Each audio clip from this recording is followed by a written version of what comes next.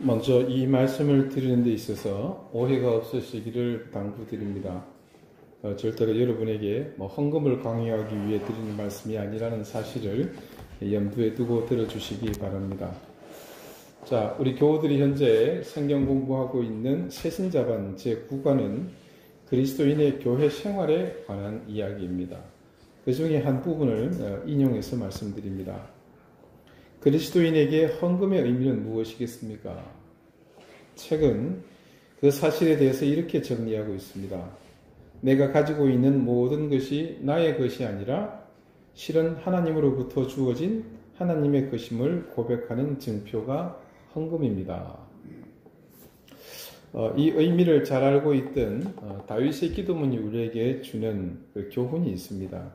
역대상 29장 14절에 있는 말씀을 제가 잠시 읽어드리겠습니다. 나와 내 백성이 무엇이기에 이처럼 즐거운 마음으로 드릴 힘이 있었나이까. 모든 것이 주께로 말미암아 싸우니 우리가 주의 손에서 받은 것으로 주께 드렸을 뿐이니이다. 그리스도인이 하나님께 드리는 어떤 명목의 헌금이든 그것은 자신의 것을 드리는 것이 아니라 본래 하나님의 것을 하나님께 드리는 것입니다. 이것을 바로 안다면 헌금으로 인해서 교만에 빠지는 그리스도인은 없을 것입니다. 헌금 중에 가장 대표적인 헌금은 11조 헌금입니다. 이는 자기의 수입의 10분의 1, 즉 10%를 하나님께 드리는 헌금입니다. 평신도용어로 편집된 톰슨 II 주석 성경에 신명기 14장 22절에서 29절에 이 11조에 대한 내용을 일반 교인들이 이해하기 쉽도록 이렇게 설명해 주고 있습니다. 11조는 레위인들을 봉양하거나 혹은 사회적인 구제 사업을 목적으로 매년 토지 소산이나 가축의 10분의 1을 바쳐야 하는 히브리인들의 종교적 의무이다. 레위기 27장 30절 그 내용을 보면 그리고 그 땅의 10분의 1 곧 그 땅의 곡식이나 나무의 열매는 그 10분의 1은 여호와의 것이니 여호와의 성물이라. 이 말씀에 따라 유대인들은 모세의 율법에 나타난 여러 11조 규례를 근거로 11조를 세 단계로 구분했다. 첫 번째 11조, 첫째 11조는 한 해의 추수가 끝나면 백성들은 먼저 모든 소출의 10분의 1을 구별하여 자기 성중에 거하는 레위인들에게 주어야 했다. 그러면 레위인들은 백성들로부터 받은 11조에서 다시 10분의 1을 구별하여 하나님께 거제로 바쳐야 했는데 이것은 곧 제사장들의 몫이 되었다. 이처럼 분배받은 기업 없이 성막에서 종교적 직무에만 전념하는 레위인들과 제사장들의 생계를 보장해 주기 위하여 이스라엘 백성이 바쳐야 하는 11조의 첫 단계를 첫째 11조라고 부른다. 둘째 11조, 축제의 11조라고도 부르는 이것은 첫째 11조를 드린 백성들이 그 나머지 소출 10분의 9 가운데에 다시 10분의 1을 구별한 것을 가리킨다. 이것은 자신들이 직접 중앙 성소로 가지고 올라가는데 한 해 동안 풍성한 복을 내려주신 하나님께 감사 축제를 드리는 비용으로 사용되었다. 이때 중앙 성소가 너무 멀면 현물 대신 일단 현금으로 바꾸어 가지고 갔다가 성소 근처에서 다시 잔치에 필요한 예물들을 구입할 수 있었다. 한편 이 감사 잔치에는 가족과 친지는 물론 수하의 남녀 종들과 성중의 레위인들까지 모두 참여하였다. 셋째 11조, 안식년을 기준으로 참고로 매 7년마다 돌아오는 안식년에는 토지를 경작하지 않기 때문에 11조를 드리지 않았습니다. 제3년과 6번째 해에는 위에 둘째 11조로 잔치를 베푸는 대신 각 처소에서 모아 성중에 거하는 레위인, 나그네, 가난한 자, 고아, 과부 등을 위한 구제비로 사용하였다. 그리고 이때 백성들은 자신들이 마련한 이 둘째 11조를 율법대로 가난한 이웃을 위해 거짓없이 사용했노라고 하나님 앞에 맹세해야 했다. 따라서 이 셋째 11조는 따로 구별된 11조가 아니라 사실상 둘째 11조와 같은 것인데 다만 용도가 다를 뿐이다. 즉 둘째 11조는 안식년을 기준으로 볼 때 첫 번째, 두 번째, 세 번째를 건너뛴 네 번째와 다섯 번째에 쓰는 감사 축제용이었고, 셋째 11조는 그 첫째, 둘째, 넷째, 다섯째에서 빠진 세 번째와 여섯 번째 해에 쓰는 이웃 구제용이었다. 자, 여기까지가 그 주석에 설명한 내용입니다. 간단하게 설명하면 이스라엘 백성들은 근본적으로 11조를 두 번을 드린 셈입니다. 의무적으로 드려지는 첫 번째 11조는 성막 유지와 관련된 비용, 요즘 말하면 이제 우리 교회 유지 비용으로 사용되었습니다.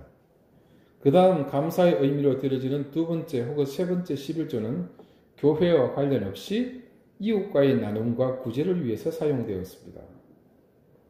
자, 이것을 통해서 우리가 두 가지를 알 수 있습니다.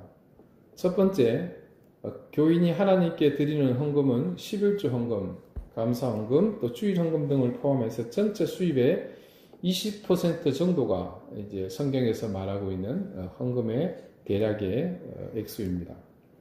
실제로 11조 헌금을 하는 가정의 경우 가족들의 감사 헌금과 주일 헌금, 그리고 개인적인 구제비 등을 모두 포함하면 그 금액이 일반적으로 대략 수입의 20%에 이르게 됩니다. 통례적으로 그렇습니다. 그러나 이것은 우리에게 성경이 제시하는 이상적인 헌금의 수치를 밝히는 것일 뿐, 우리가 반드시 이렇게 헌금해야 한다는 의미는 아닙니다. 뒤에서 다시 한번 설명하겠지만, 그리스도인에게 헌금보다 더 중요한 것은 진리를 쫓는 바른 삶이기 때문입니다.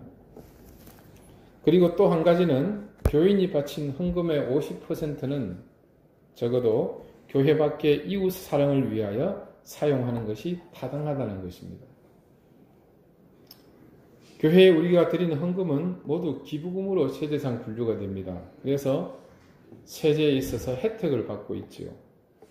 이 헌금에 대한 세제 혜택을 정부가 주는 이유는 근간에 교회가 이웃을 위해 헌신하고 봉사한다는 것과 그 일에 이 헌금이 쓰여진다는 전제하에 그리한 것입니다. 우리 교회는 현재 겨우 자립할 정도의 재정 형편이기 때문에 이웃을 위한 구제금의 지출은 상당히 미미합니다. 사실상 이는 교회가 형편을 따져가면서 해야 할 일은 원칙적으로는 아닌 것이죠. 어떤 형태로든 교회의 헌금이 이웃을 위한 용도가 반드시 있어야 함을 이 헌금의 율법적 규례에서 또 배우게 됩니다. 앞으로는 우리 교회도 이런 원칙에 충실해서 우리가 기거하고 있는 이 환경면, 또 이 저지리를 위한 구제와 섬김을 위한 노력에 더 많은 것을 할당하고 노력을 기울이려고 합니다. 그리고 이 헌금의 규례에서 또 한 가지 간과해서는 안 될 것이 있습니다.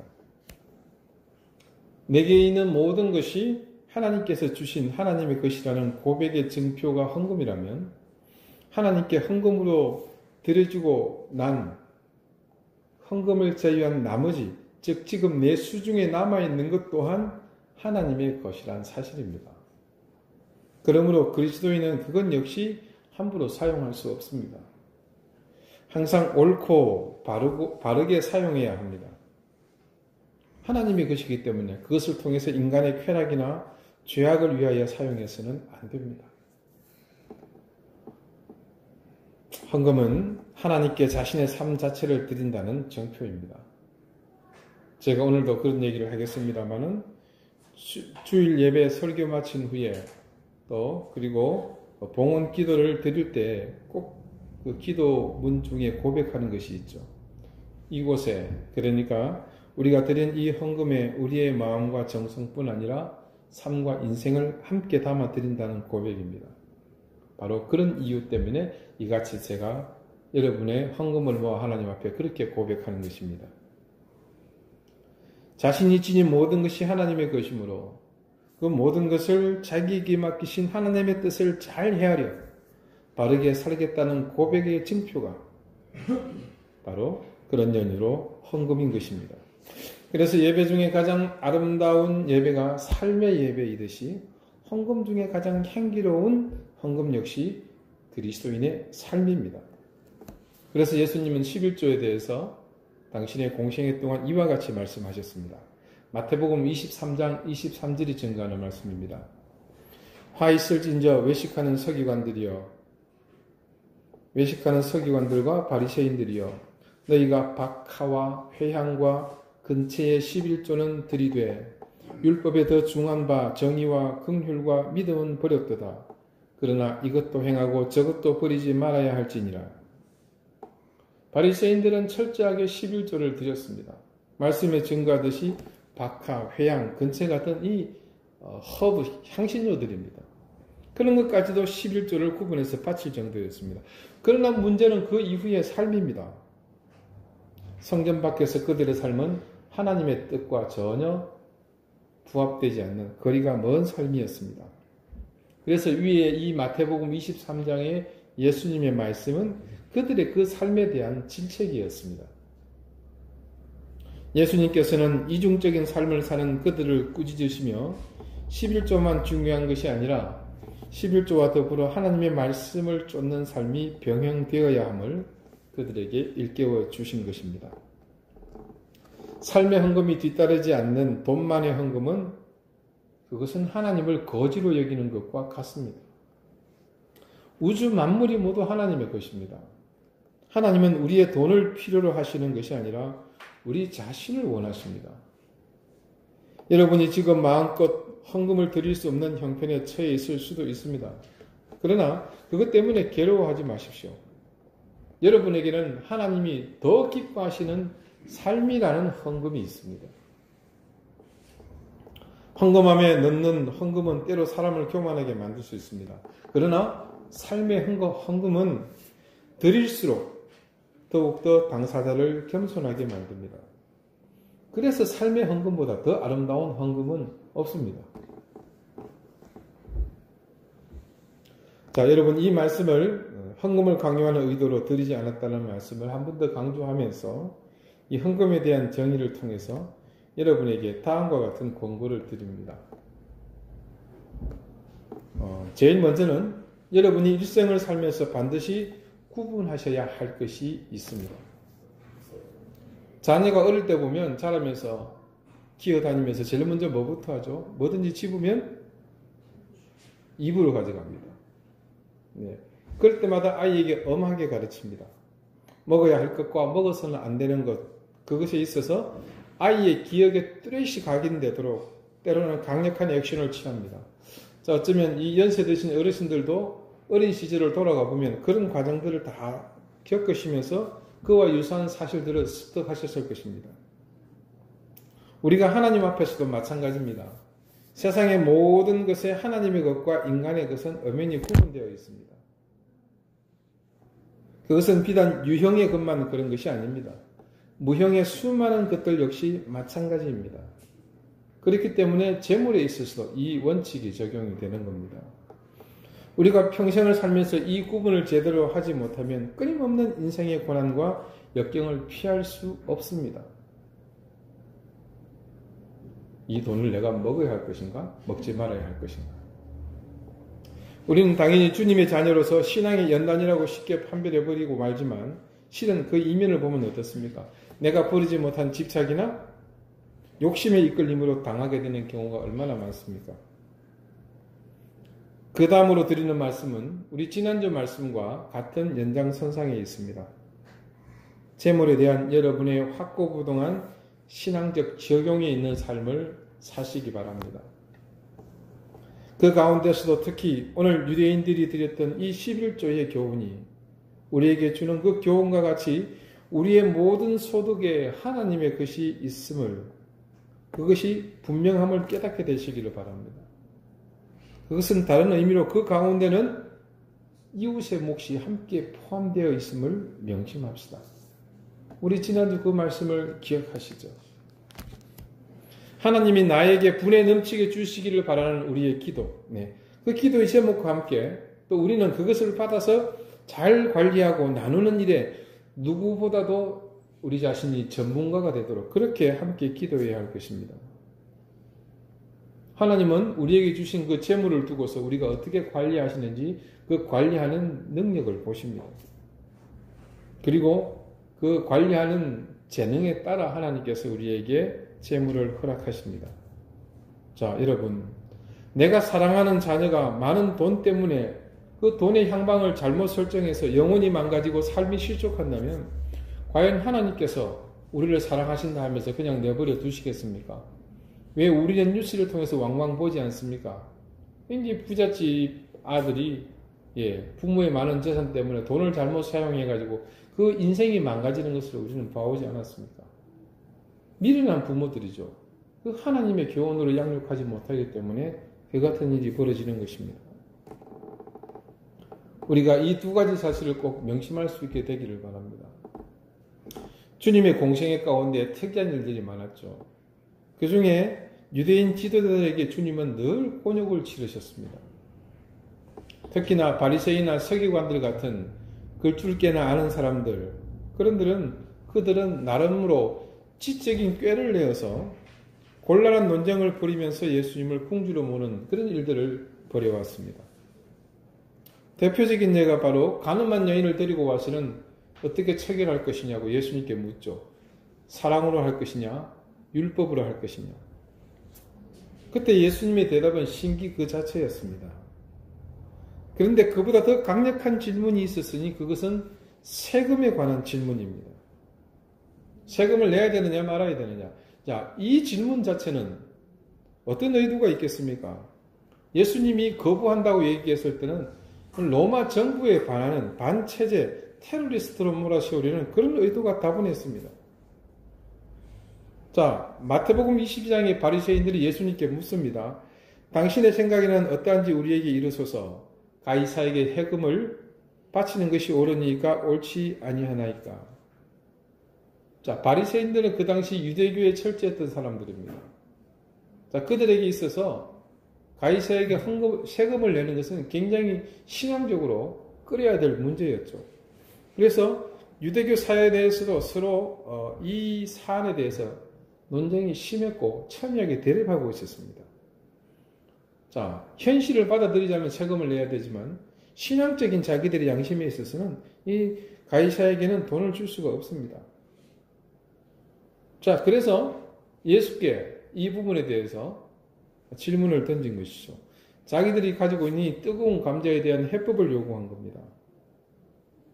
하나님이신 주님께서는 그들의 의도를 단박에 알아차리셨습니다.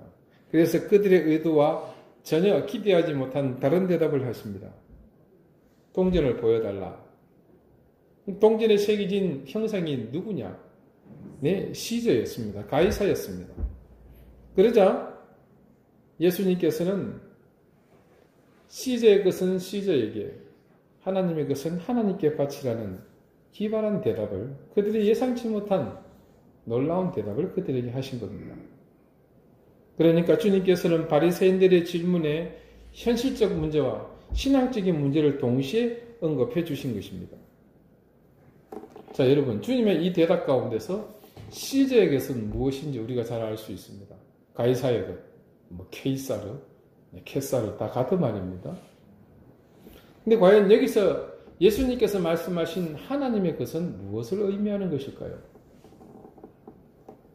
이 질문을 던지고 있는 바리새파 사람들을 비롯한 이 시대에 우리와 함께 살고 있는 우리와 같은 하나님의 백성들이 깨달아야 할 것이 이 말씀입니다. 그것은 하나님의 형상인 존재들, 바로 우리 인간들이었습니다. 하나님께 온전히 드려야 할 것은 다름 아닌 우리의 전 삶이 되어야 한다는 말씀이셨습니다. 이 말씀 속에는 물질과 같은 유형의 자산뿐 아니라 무형의 것에 있어서도 공히 우리가 분명 하나님의 것을 구분하고 살라는 은밀한 교훈이 함께 있음을 알 수 있습니다. 그래서 이런 가르침 때문에 주님께서는 늘 귀를 기울이시는 것이 있으십니다. 하나님의 것과 우리의 것을 구분하지 못하고 허황한 짓을 일삼는 그 현장에서 들려오는 소리들입니다. 오늘 야고보 사도는 바로 그 한 소리가 들리는 경우에 대해서 우리에게 경고하고 있습니다. 땀을 흘리며 생업을 위해 고단하게 일한 자들에게 주지 않는 삭시 소리를 낸다고 말합니다. 여러분, 이것이 의미하는 바가 무엇이겠습니까? 아마 주님은 이 땅 가운데 불의하게 착복한 재물들에게는 말할 수 있는 어떤 그 입을 달아두신 듯합니다. 우리는 숨기려 하고 모른 체 할지 모르나 그 싹슨 착복한 사람과 숨기려는 사람의 귀에는 들리지 않는 주님만 들으실 수 있는 소리를 냅니다. 그곳에는 눈물과 한숨이 베어들면서 생겨난 소리겠죠. 원망과 저주 그리고 억울함에 공명하는 소리입니다. 상대적으로 빈곤하여 하루 벌어 하루 먹고 사는 어려운 노동자들이나 고용인들이 고용주에게 억울하게 무시당하고 찬시당하며 흘리는 눈물과 한숨들이 내는 소리, 바로 탄식의 소리입니다. 사도 야고보는 그 소리를 주님께서 귀 기울여 들으시는 소리라고 지금 증거하고 있는 것입니다. 그 시대에도 그랬겠지만 지금 이 땅 가운데에서도 얼마나 많은 그 같은 소리가 넘쳐납니까? 세상이 불의하고 정의가 상실된 현장이 많아질수록 그 소리는 더욱 많아지고 또 차고 넘치지 않겠습니까? 저기서 그와 같은 소리들이 계속해서 울려난다면 우리 주님은, 의와 공의의 주님은 반드시 그 소리에 응답하십니다. 자, 비단 이 소리는 품꾼들만의 소리로 단정 지어서는 안 될 것입니다. 그 소리 가운데는 주인들의 소리도 있습니다. 주인의 밭에서 일한 만큼 받아야 함에도 부당하게 욕심껏 받아내려 불의하게 거짓으로 추구하여 받은 싹 역시 같은 소리를 냅니다. 출애굽기 23장에 다음과 같은 말씀이 증거되어 있습니다. 3절의 말씀입니다. 가난한 자의 송사라고 해서 편벽되이 두둔하지 말지니라. 광야를 진행하는 가운데 그 이스라엘 백성들을 다스릴 때 법을 적용하는 원칙에 대한 말씀입니다. 가난하고 연약한 사람을 돌아보는 것은 우리 신앙인들이 마땅히 해야 할 일입니다. 꼭 필요합니다. 하지만 자칫 이런 사고가 부자들을 향한 부정적인 사고로까지 이어져서는 안 됩니다. 자, 조금 전 그 3절의 말씀을 다른 의미로 해석하자면 부자라고 해서 무조건 나쁘게 말하지 말며 라는 그런 의미로 해석될 수도 있습니다. 지난주 우리가 돈이라는 그 실체가 악한 것이 아니라는 말씀을 함께 들으면서 돈과 구별된 돈을 사랑하는 것이 지나친 것에 대해 구분해야 할 필요가 있음을 깨달았습니다. 그처럼 가난한 자와 부한 자에 대한 잘못된 일방적인 편견도 우리가 경계해야 할 일입니다. 지금 세상에는 이런 일들이 만연되어 있습니다. 물론 많이 가진 부자들이 가진 허물이 있는 것 또한 사실입니다. 그러나 그들이 모두 매도당하는 것은 잘못된 일입니다. 사회를 시끄럽게 하는 요인 중 하나가 바로 이런 일입니다. 노동하고 일하는 대가는 편차가 있을 수 있습니다. 하지만 그것이 넘어서서는 안 되는 한계는 분명히 있습니다. 그런데 상대가 부한 사람이라고 무조건 일한 대가보다 더 과한 것을 그에 의해서 빼앗아야겠다는 그것이 마땅히 받아야 할 것이라는 생각은 옳지 못합니다. 이 또한 주님의 귀에 들릴 불의한 싹새 소리가 됩니다. 여러분, 이 땅에서 사는 동안 주님의 긍휼을 얻지 못할 불의한 싹새에 대한 미련을 버리시기 바랍니다. 그에 대해서 미련을 우리는 가지지 마십시다.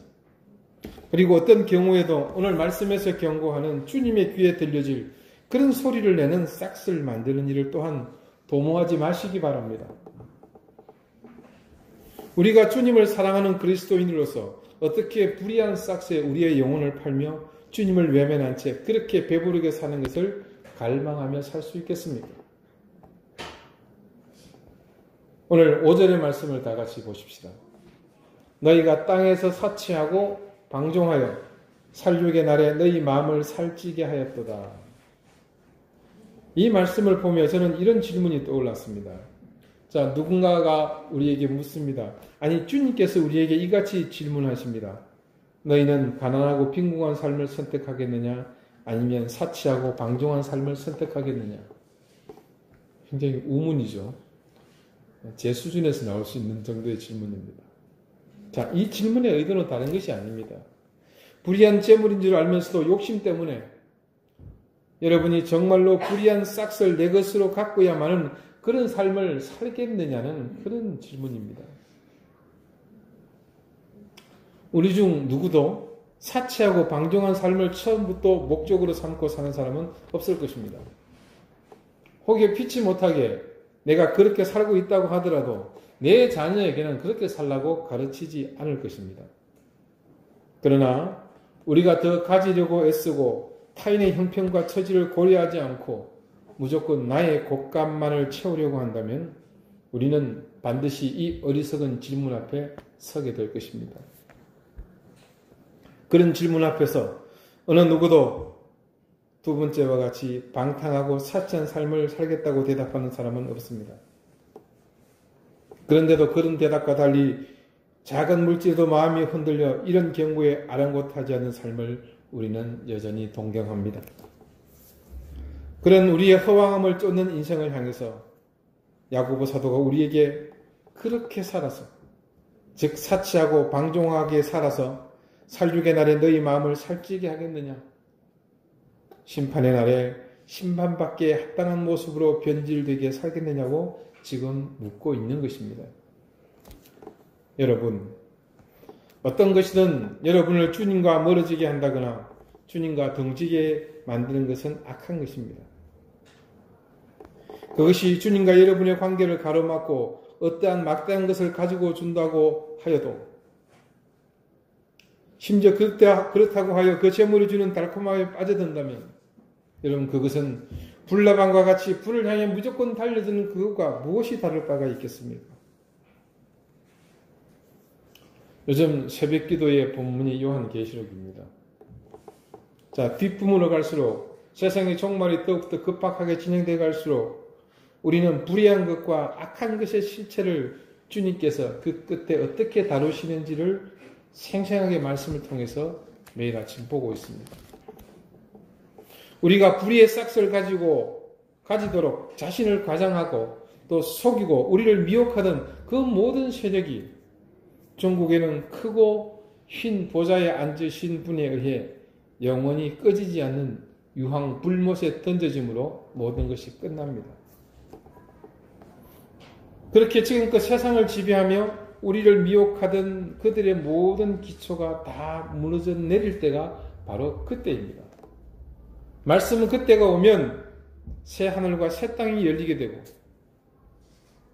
우리가 그렇게 죽기 살기로 쫓아가던 모든 실체들이 사라지고 그때 우리가 애지중지 쥐고 있던 모든 것은 물거품이 되고 맙니다.